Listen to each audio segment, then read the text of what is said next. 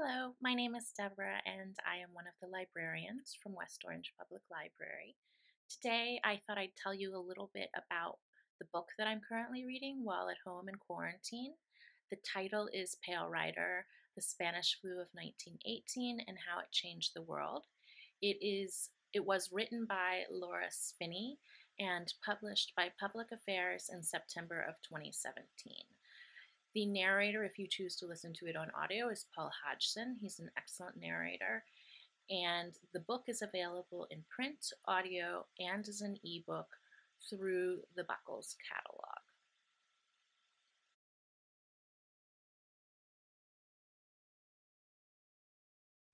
So, Pale Rider came to me as a recommendation, and my initial reaction was no, absolutely not. I'm not going to read that. You're crazy. I can't handle what's currently happening. I certainly can't handle what's happened in the past. I don't have enough, space in my brain for that. But now that I've started reading it, and in particular listening to it because the narrator is so good, I find that it really helps break down pandemics into much more digestible pieces.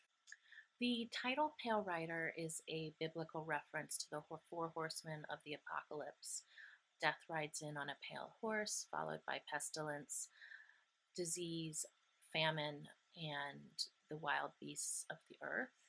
And it is an appropriate title for this book because sources believe that the Spanish flu killed anywhere from 20 to 100 million people during the years of 1918 through 1920. Spinney starts her book in the intro, entitled The Elephant in the Room, with the question of why the Spanish flu is considered more of a footnote in the history of the 20th century.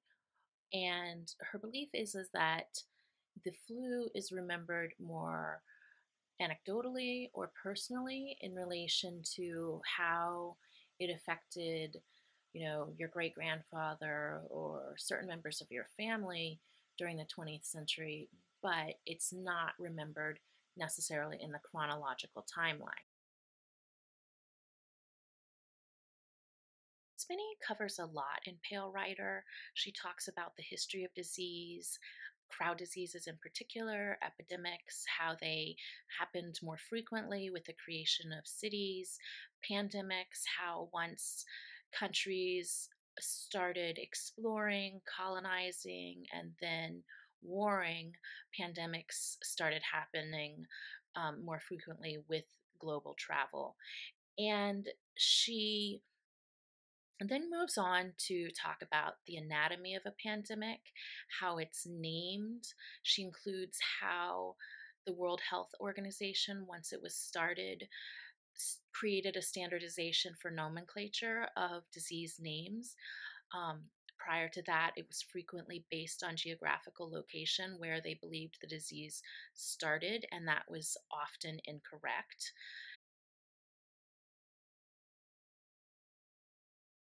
Spinney also talks about how leaders, both political and religious, throughout the world respond to the virus and illnesses, and then how they are able to get the populations to comply with ways to prevent or stamp out the illness, one of which was very popular and successful and is social distancing. She also talks about creating the vaccine and the back tracing that happened looking for patient zero, as well as the human factor that was involved, including how people absorb and spread information.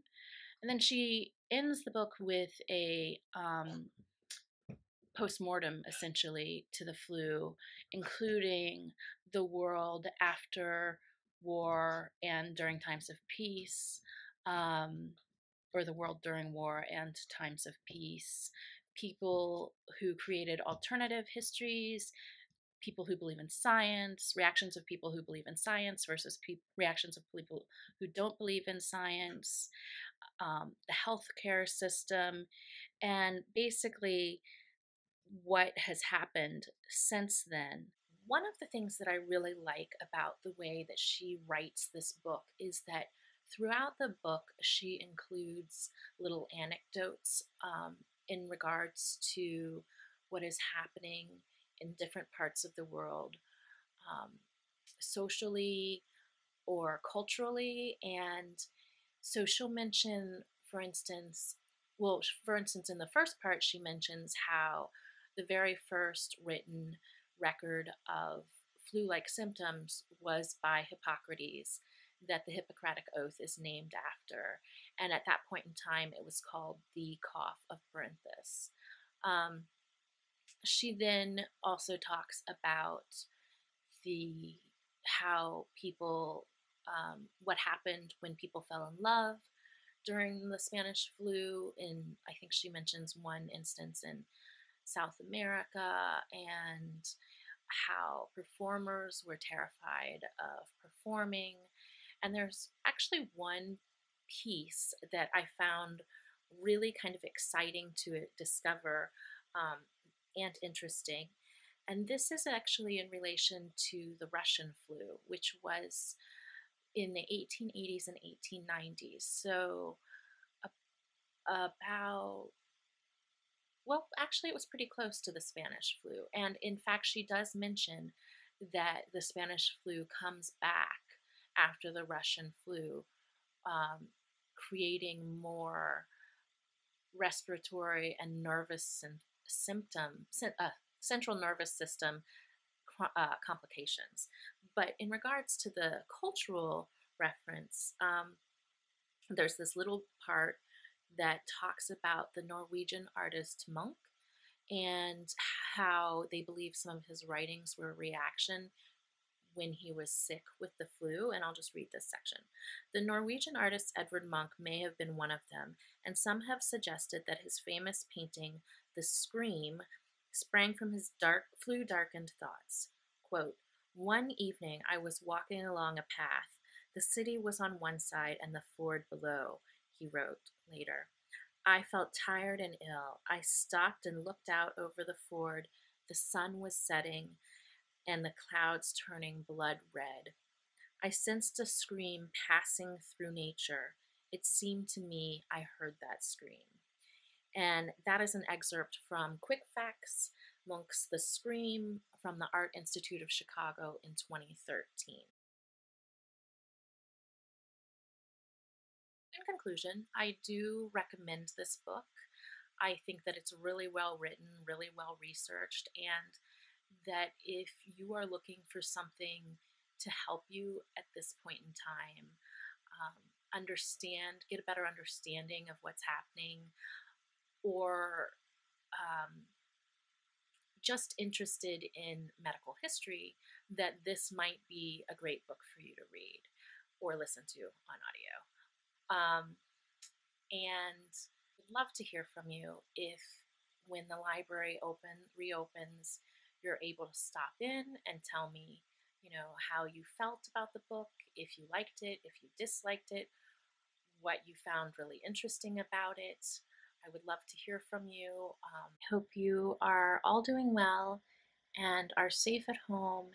And I want to thank you for listening to me talk about this book, and I hope to see you all soon.